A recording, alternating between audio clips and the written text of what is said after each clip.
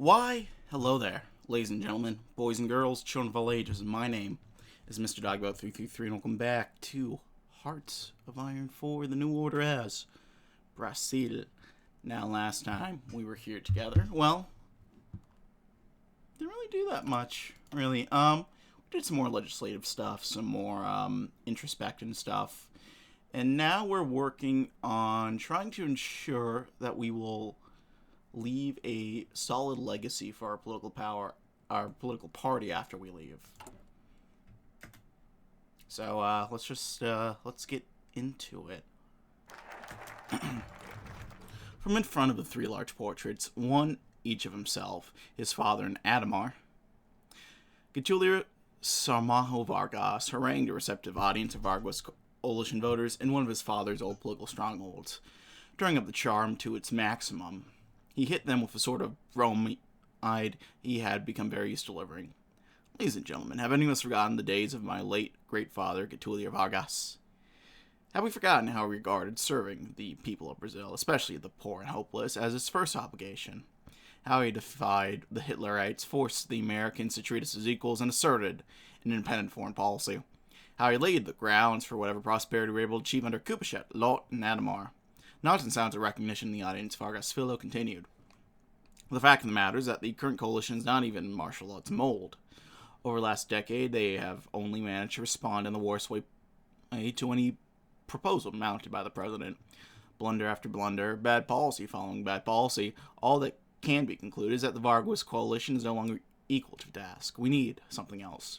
More agreement, applause, cheers. Not enthusiasm and anger in the crowd. I now say to you, fellow citizens, why settle for same old when you can have a Vargas in front of you? Who is better suited to follow through with the ways of the father of the poor than said father's son? You have an opportunity, ladies and gentlemen, to have properly strong and competent leadership, and here he is before you. Several hundred PSP membership cards were purchased that day. Well, there we go. Let's do Lacerda's hypocrisy. Like a crow, that calling moron Lacerda can never keep his mouth shut. He can never pass up an opportunity to ceaselessly ramble without rhyme or reason and without truth or fact.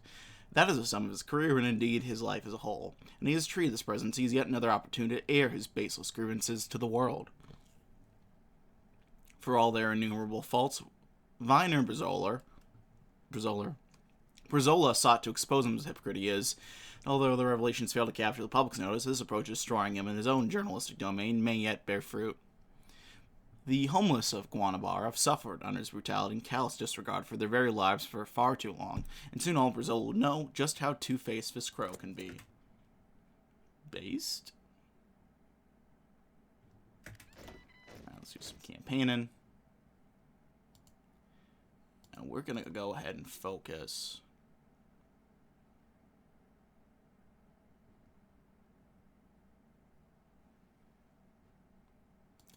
cash for votes. We want to make sure we lock down these three main areas. Sao Paulo, the south, and the northeast. Because those are the areas with the biggest population. I don't know why the mid-north only has 500,000 voters.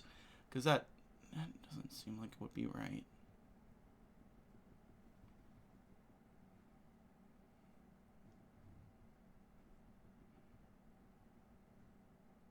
I mean, okay. Do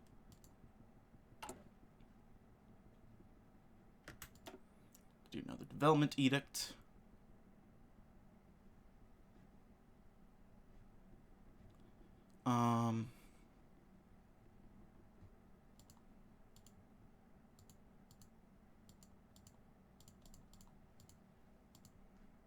Let's do the industrial rate over here. Should be a little higher than it currently is.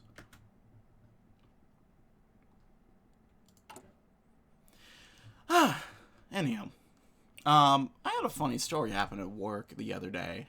I work at a ski resort, and during the summer we allow people to go down in the chairs.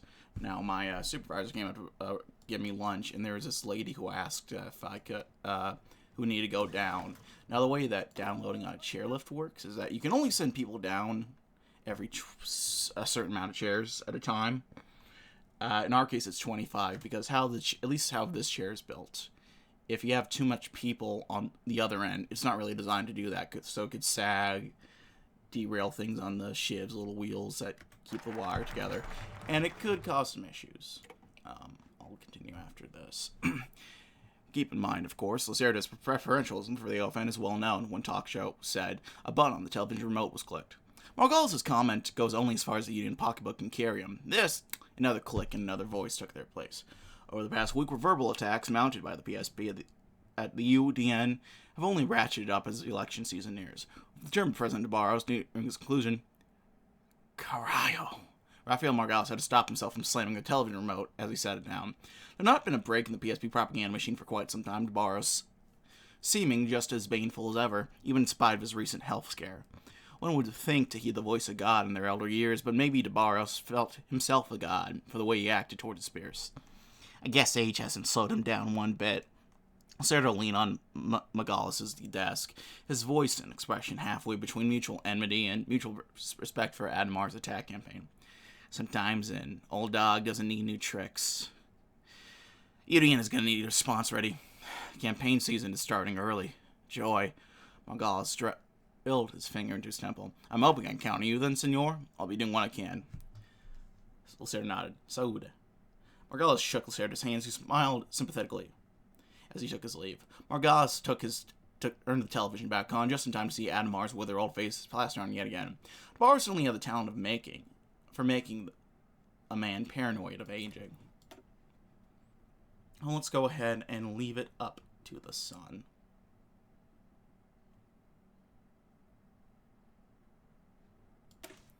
To be born in the shadow of a great man can often be a curse, but Getulino Vargas has spent the last 3 years becoming quite the man himself, every bit as stern as capable as his father. Adhemar may soon be leaving the office, and this mortal coil soon. Still, he can rest assured that Vargas is a worthy successor to his famous box.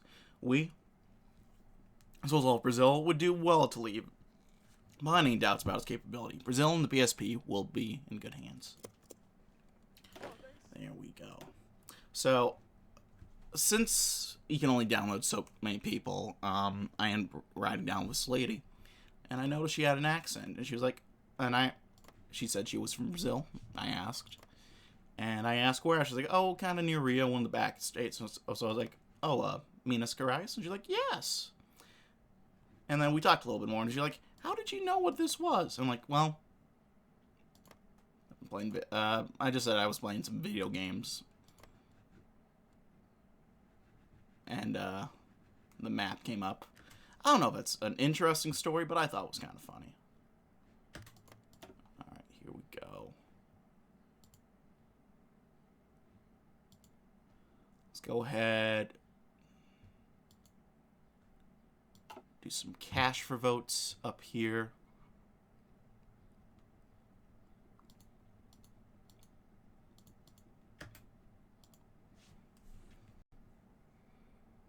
Try to combat Braga as well as we can. We're going to be circling through Sao Paulo, the southeast, and the northeast, maybe Rio as well. But we're going to try to do that. Jeremy Schiller Bechamel trudged through into the campus with a stack of books in every heart. He'd gone into another argument with Father again, the same political divisions that kept the two at arm's length. The Benjamins were staunch PSP supporters. Guillermo was far more interested in the PTB and things beyond them. He and his father, in particular, always came to verbal blows when politics entered their weekly dinner. Last night was a bad argument, the result of a recent deal his father made with the PSP, an argument that left both sides strained and regretting for days on end. On his way back to the dorm, Guillermo heard a fellow student on a soapbox. He stopped for a while to listen. The man called himself a representative of the Var Palmares. They took their name from the Palmares, escaped slaves slaughtered by an unjust suppression of freedom, whose brave inspired the left-wing of Brazil that was worth a damn. These were castigations of the PSP, denunciations of the greed and cruelty of Adhemar, no matter what he'd brought to the country, that echoed what Guillermo had said to his father the night before. There was, for a moment, the kind of comfort one finds in hearing their words from somewhere else. He was not alone. Yet to hear his own words in someone else's voice, he heard in his head his father's words in his voice. Was Adhemar really that bad? Gapples, pig, yes. Plutocrat, kleptocrat, fascist sympathizer. Yes, yes, and yes. But even Adhemar had been in a torrent affair with Guillermo's aunt, and through that connection forced them to hold on to his stolen goods. He'd done far more for the country than these violent radicals ever could. The thought crossed his mind like a knife across the cheek. Guillermo recoiled against it and feared. He buried the reactionary thought with progressive ones. The PTB were still a force that could reverse the worst of Adhemar's regime. Just wait for the election and vote right ones in. So he walked away and did not tell them about Adhemar's safe in his father's mansion.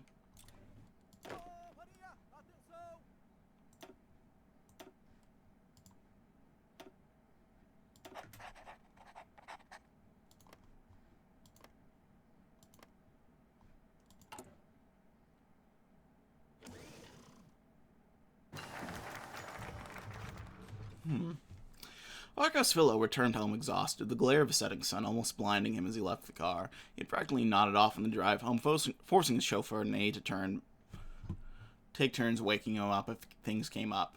At long last, he was back in Morumbi after another tiring day of campaigning.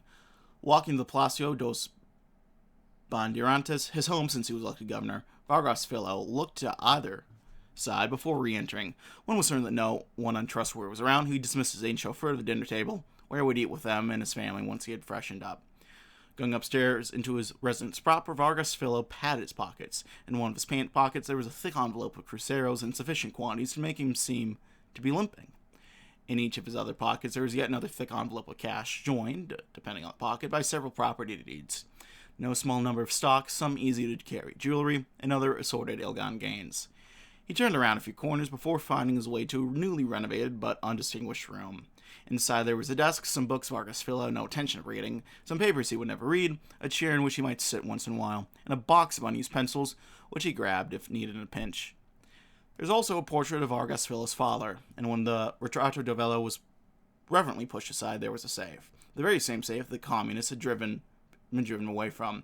Suddenly, Vargas took the money, property, stock, jewelry, and other products, and shoved them in the safe, locking it firmly. Master's enduring teaching.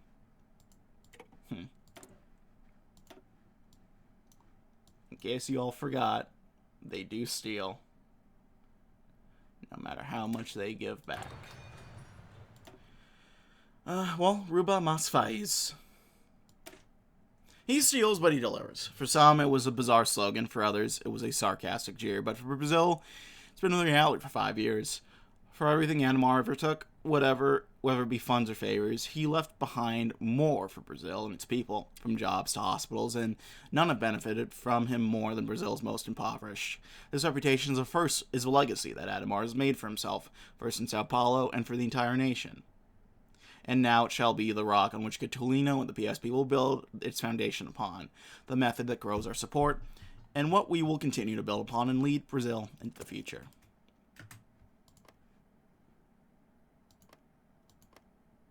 There we go. Alright,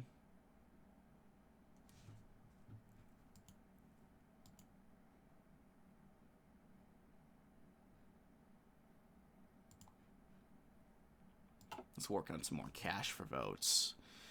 We'll also make sure to tire out this region as much as we can, so it'll be less effective for Braga or any of the other guys to hop back in.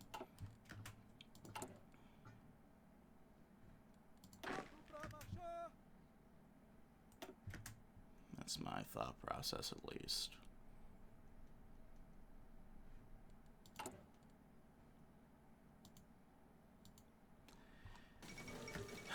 China modernizes, look at that.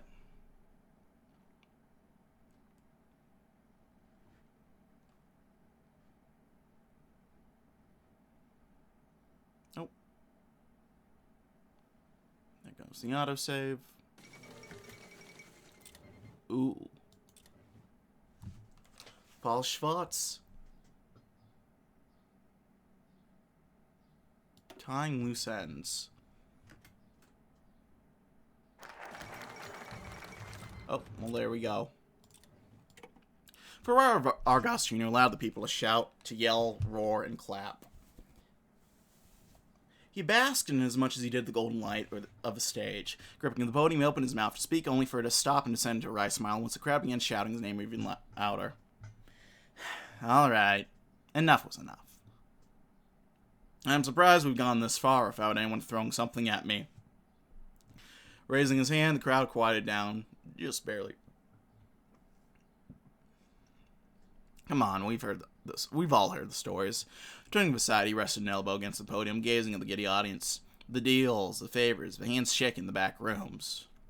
Lowering his head, Vargas shook it. Well, I'm sorry to say that the life of a politician isn't nearly as exciting. I don't get to go to cool meetings with gangsters or secret cabals. He formed a hand into a fist, drumming it against the one surface. No. I'm mostly just, build roads, keep Brazil powered, grow the economy. You know, the boring stuff. From the side of a stage, Adhemar tapped his hands together and rhythm with the man like a conductor of an orchestra. He taught that boy well. Vargas Jr. knew how to play the crowd. And as the applause swelled again, Adhemar allowed himself the faintest of smiles. His legacy was in good hands.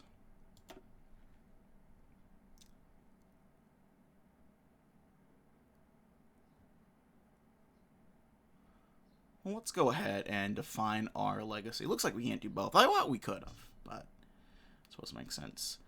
Let's do the Presidential Legacy Fund Act.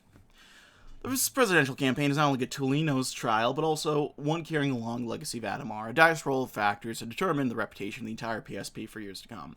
A true reputation may not be a positive one, and embellishment can prove appropriate when everyone else is out to smother a righteous name.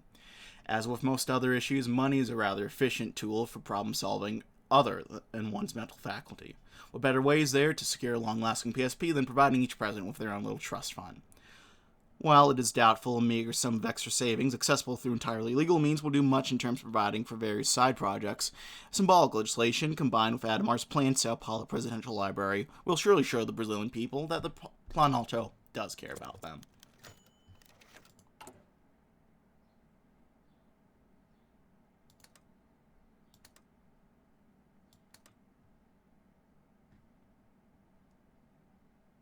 Damn, you try and negotiate with all of them, they do that. Look at that. The bill being voting on today was, on the whole, a strictly financial sense, relatively unimportant, but identified as playing a large part in defining Adhemar's legacy, such as it was, and therefore had every eye upon it.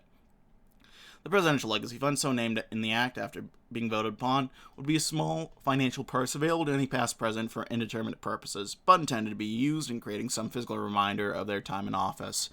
The clear intended recipient, however, regardless of language used, was Adhemar himself. He already made public his intentions to use it to fund a future presidential library in Sao Paulo. Attending a couple of his already existing charity for healthcare, it was clear the members of the Senate taking their positions that morning that the project was one entirely vanity. But was also, to those more acute, a wedge, providing unrestricted fund to the executive, both now and future, and worthy of close scrutiny and deep district. Adhemar had, after all, earned little else.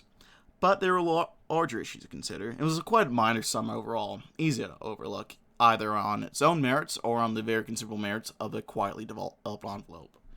Vote on popularity. Well, we already have a lot of people voting for it. I'm sure it'll pass.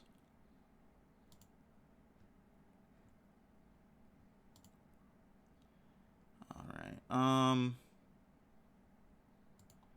it might be a good idea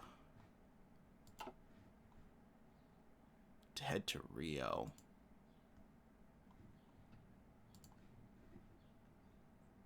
Try to undermine operations there.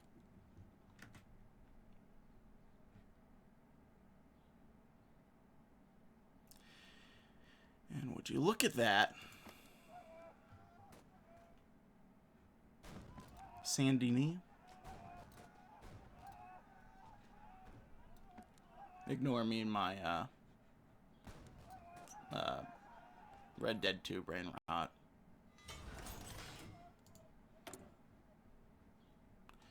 Let's get more guns going. Probably chill out on here. No, we can work on, though. Missiles.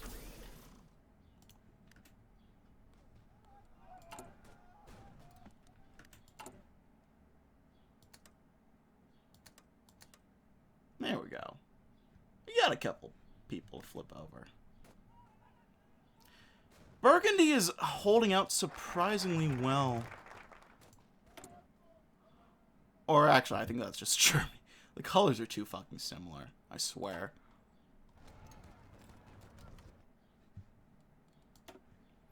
Now let's go ahead and go to the myth.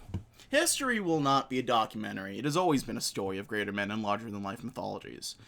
If the final chapter of Adhemar ends here at this moment, he will be recalled as who he is, a statesman unparalleled for decades past, but by basking within a limited glory, arrested by those who cannot comprehend his plain majesty. Is Adhemar not committing grave sin against the reputation which he deserves? The Greeks had woven their pagan myths into the very fabrics of Western civilization, so did the Romans build an everlasting institution for modern societies.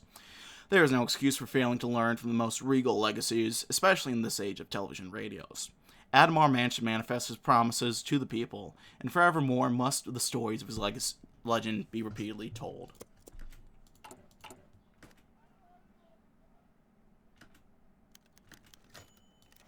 I'm not that fucking guy.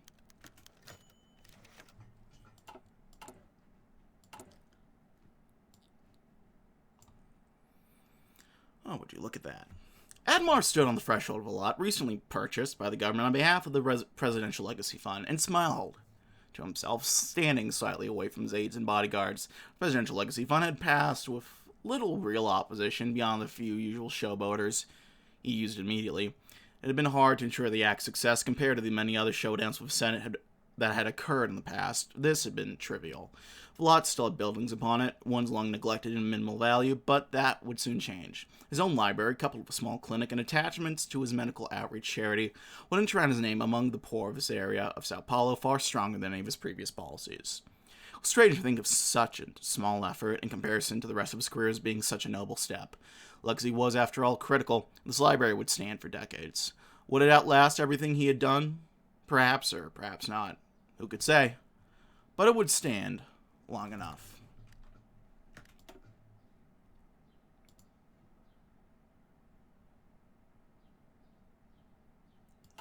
Cash for votes. You all already know the deal. A new capital in Belize, huh?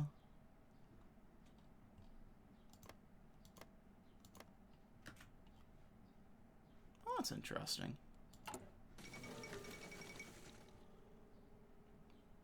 Ooh.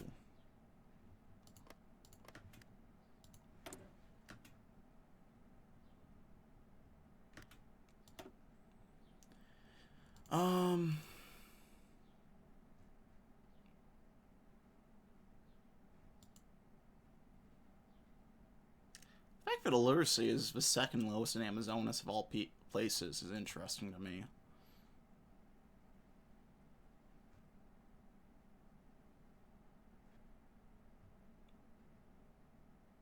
Let's support some ranching.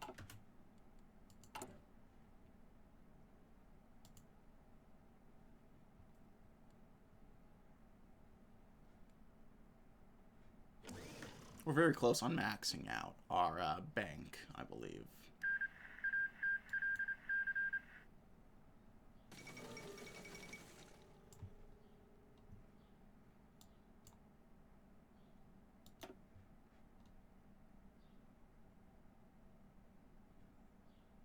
Interesting.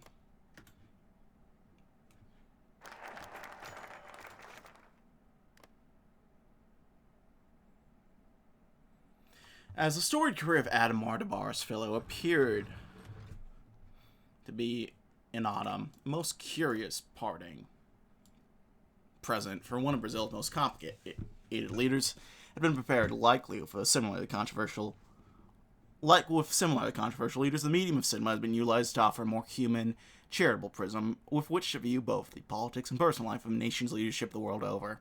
With self in decline and his sentiments all over his policies so contested, biographical piece seemed like a welcome diversion. Adhemar the Myth, as it reads in the advertisement, is by no means a typical movie documenting the life of a political figure. Adopted from a screenplay and currently in pre-production, the movie seems to be taking a counterintuitively comedic approach to the life of Brazil's as of yet still sitting president. Stepping from the shadows of the Vargas dictatorship into the cavalcade of chaos of the post-Vargas politics of Brazil. Some might argue a satirical depiction of Adhemar showcases lack of respect for his contributions to Brazilian society. Others argue that the dubious popularity of some of his policies makes a more lighthearted depiction necessary. Rumors persist about what the kinds of contextual commentary resides therein. The filmmakers are insistent that the project is conceived as absent of judgment of Adhemar's leadership decisions during an extraordinary time. It might seem banal at first glance, but the film is still designed to play well into the president's reputation as one of Brazil's most esteemed leaders. A puff piece with a good chuckle or two? That has merit to it.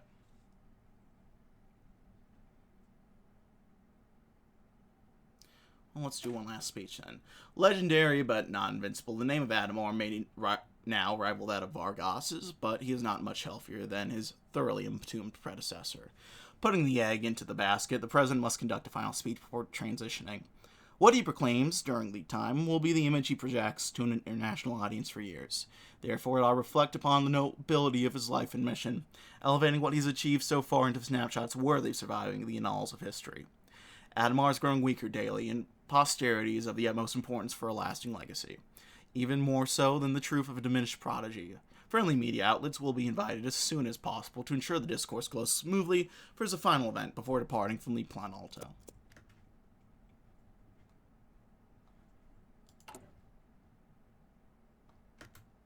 Well, there we are.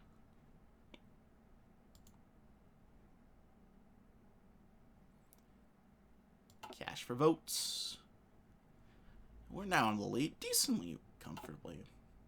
Not comfortably, but we're getting there. The population loves bribes.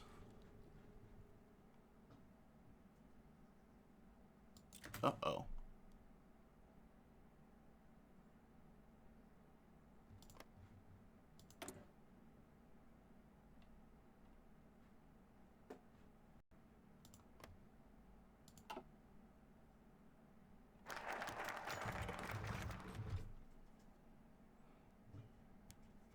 Adhemar struggled to hide his self-doubt as he slowly walked from his office to the Alvarado Palace to the podium set up outside his door. Is this really the best I can turn out for my last speech before the election?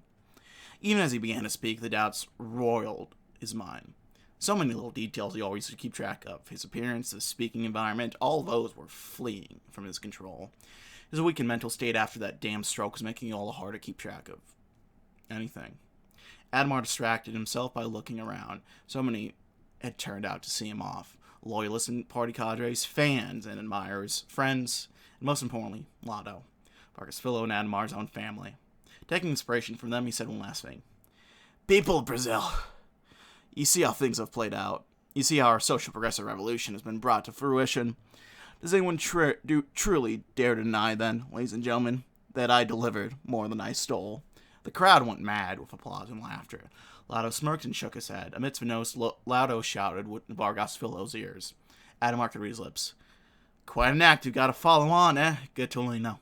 Adhemar huffed in laughter as he approached his entourage. Even this late in the day, the old man still had it. Damn straight he does, Lotto. Damn straight. Well, now we have time 0.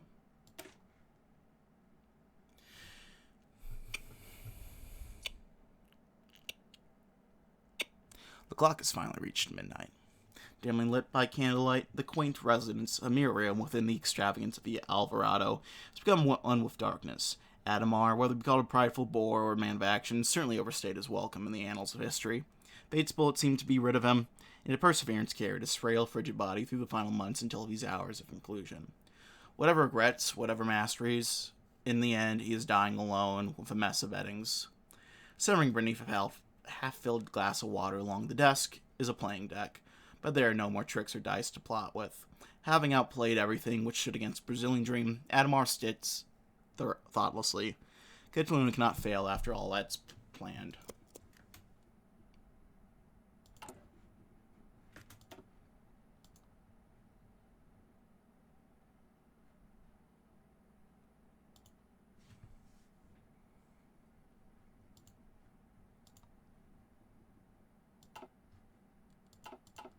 I don't know if it's actually taking out of a legacy font. I'm gonna be real.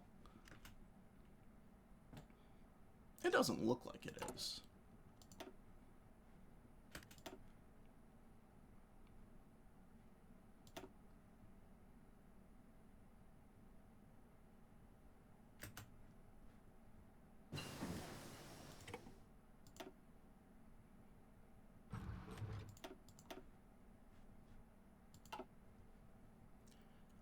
Well,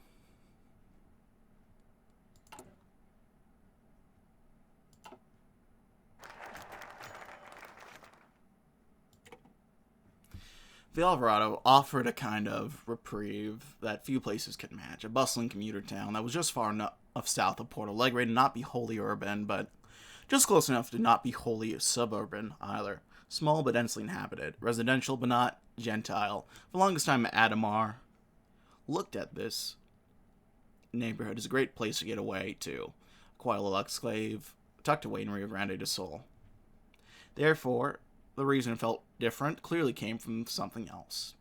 As he sat on a bench alongside Avelinda Vargas, the crowd of people flowered around him like a rock in a stream. Businessmen, cyclists, mothers with their children, delivery men with their packages. They flowed past him in front and behind. If it might have been an overwhelming blur to the senses once upon a time, it struck him with strange sensations for it to be the opposite now. Almost every single detail of every single passerby seemed to jump out at him. Like an orchestra, he had heard a dozen times over. The cacophony of sound now reduced to humans behind them. The raspy cough of the delivery worker, the high-pitched squeak of a child's laughter, the deep sigh of a businessman on the move. Adhemar could hear it all in grave detail. Maybe he was thinking too much. Yet, then again, it was often said that those who had lost their sight or hearing often found their other senses adjusting to compensate. The blind, deaf, and mute, all examples of the adaptability of men, even amidst a tragic loss. This begged the question, what did Adhemar lose?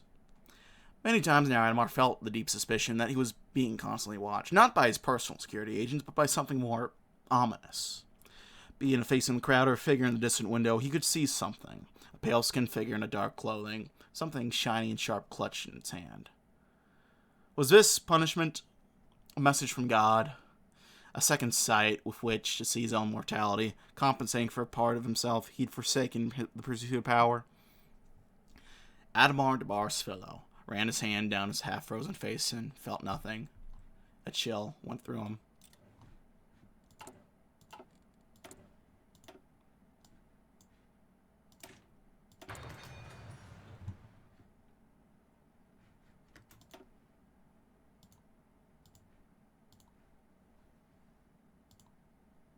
We're pulling ahead along these crucial areas.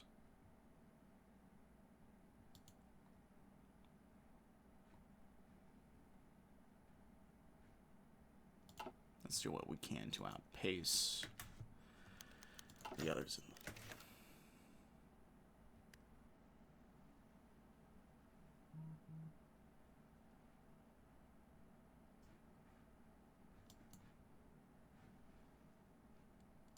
How long do we have until the election? October, okay. Close of office, pack away anything the journals might see through the window, the usual.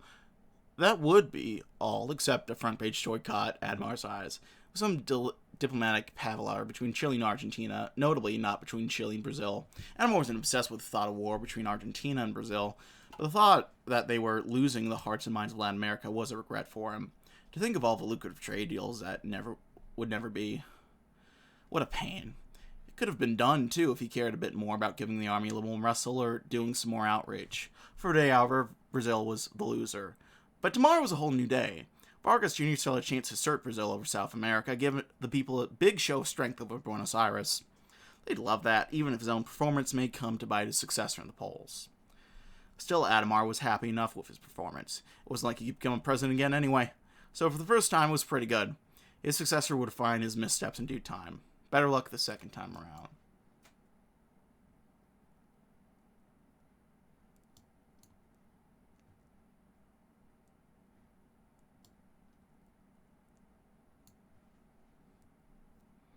Well, what did we... Foreign policy. Yeah, there was Colombia. But, like, Chile we couldn't control, to my understanding. Uruguay we couldn't control either.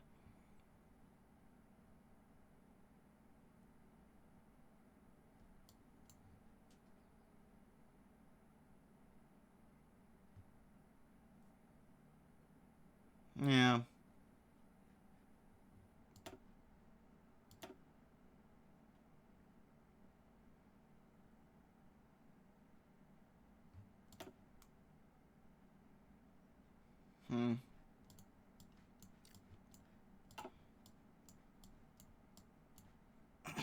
Are you ready? Born ready. Streamers fired off as President Adhemar and future President Vargas Jr. entered the stage, a crowd gushing over him like they were rock stars. People of all stripes were at the event, from die-hard PSP loyalists to new converts of the cause. Adhemar played a rhythm on the microphone so he could get awarded. My, what a beautiful crowd we have here tonight. Hometown signs proclaiming their love for Adhemar could be seen in the distance. Seeing all of you here tonight makes me proud. Proud that I did my all to keep Brazil strong, to keep those Argentine gorillas in their cage. More cheers went out with the backup of Vargas Jr. When we got into this office, they were at our throats, but where are they now? We got the strongest military in Latin America, more than enough to stomp theirs, and endured if they try their tricks. Stomps reverberate on the stage from the audience. A few soldiers even saluted Adhemar in earnest admiration. Nobody would even talk to them anymore. They are alone. As for you, all of you all look well fed, happy, and warm. If I'd be so bold to say, I don't think you'd ever had it it's so good. That's a little awkwardly worded. More cheers, and mother screams for Adhemar to sign her baby. As for Buenos Aires, I hear they're having to burn their flags just to stay warm for the night. Hell, I bet Juan Perón is going to choose to stay in his embassy here for the holidays. Now I must get off stage. Hand the stage over to the one man who can keep these good times going. You all know and love him. Vargas Jr. Adhemar stepped in the background. He's let his successor speak. They loved him. He'd go down in history as the man who made Brazil king. One of the greats, just like Vargas. Maybe my followers could be called Vargas Adhemarists. Dad, are you going to vote this year? Shiyoko inquired, trying anything to break the terse silence lingering in the room. After all, he always seemed positive about the PSP last time. Sumitada held the silence, continuing to gaze out the window at something nondescript. As to avoid her questioning, though soon he took a moment to collect himself, taking a deep sigh, he worldly turned to face his daughter. He said nothing to Shiyoko, however. No, there was nothing that needed to be said. The exasperated frown on his face told her all that needed to. He wanted nothing to do with this conversation, or politics in general anymore. Your father's disappoint. What happened to the GUI? Are we not stuff in the slush fund anymore?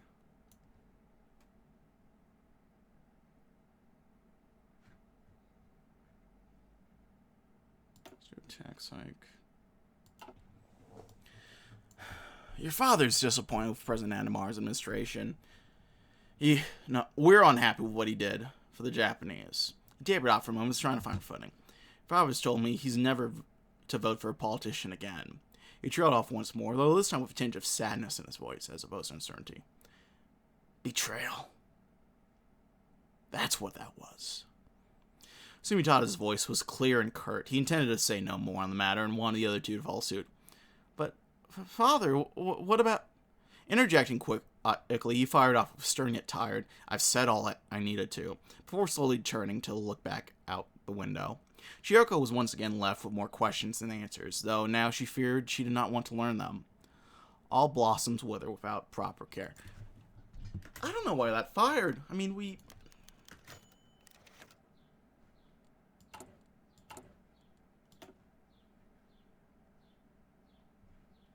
did the...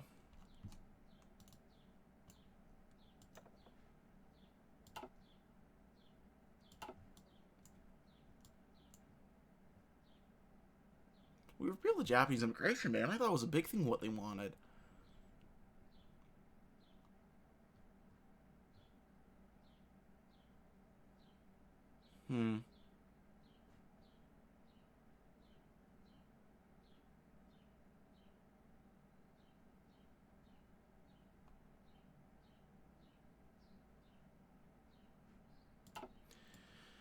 So be it. The office of president of a central bank of Brazil could have belonged to an emperor with delicately carved wooden paneling and embroidered velvet curtains harkening back to the era of Pedro. Racks of wine, cases of cigars, a golden chandelier, lush carpeting, and important furniture from just about all over the world. Although he suspected he might consider buying locally in the future. Television sat on a polished wood deck, one that retold a colorful story despite the grainy black and white imagery. And with that, many experts conclude that Brazil's recent economic growth and expansion may well rank among the greatest national success stories of the modern age, rapidly surpassing regional players and on the track to surpass Mexico. To even consider what the news broadcast was saying, even a couple of years ago, could not have sounded more alien for literally being broadcast from the moon by the ghost of Herr Hitler. The president allowed a smile to coil around his mouth. He stood from his winged-back leather chair and walked to the window, admiring the white Carrara marble columns and bespoke stonework of the amortization office building as he sat down on the window sill. Christ alive, what else could be said if that hadn't been already? What did the world use to see in Brazil, if not a thoroughweight backwater in the middle of a rainforest? How had Brazil been a feudalist society at the foot of Amazon only a generation ago, only overcome the inequities of its history and re-emerge as the economic power in South America? That ridiculous grin was still on his face when he got up to get a drink from his liquor cabinet, well aware of his own smugness and too giddy to care, as he poured an ice glass of brandy, and sat back down on the windowsill. Let it never be said that Brazilians were anything but industrious, now that their contribution could no longer be denied. Soon enough, South America's largest and most populous nation was to take the world stage, daring to stand as equals among giants. Money talks, but nations listen.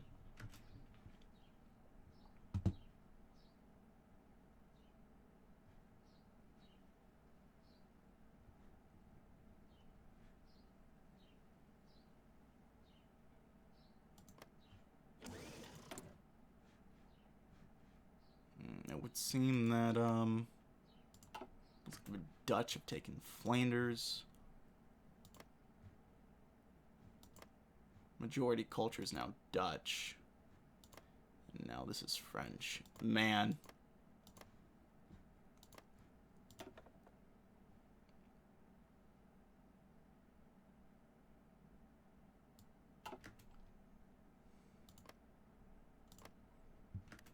They really did just destroy Belgian culture, didn't they?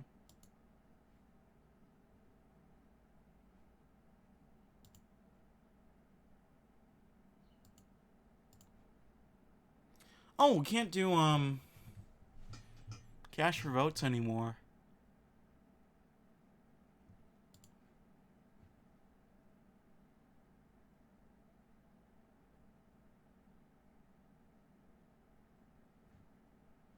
Let's hold a rally here. Well, fair enough, I suppose. Oh, we have a lot more units than we even need.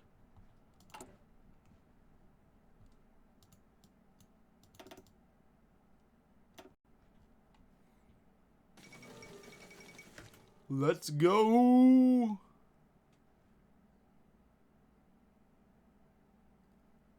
Yo! Haha. There's jubilation in every corner of Brazil, from Santa Maria to Boa Vista, from the solid state of Acre. Rio, Brasilia, and Sao Paulo all had erupted in celebratory fever as the crowds whistled, cheered, and rioted in enthusiasm. Even in the most remote of areas, so long as the radio was nearby, there was a party to go with it. Each in rock Brazil knew of the greatest victory, being filled with energetic joy that Brazil was the winner of the 1970 World Cup. The Jules Rimet Trophy was paraded through the streets of Brasilia, the crowds bulging and compressing into the streets where the physical proof of victory marched through.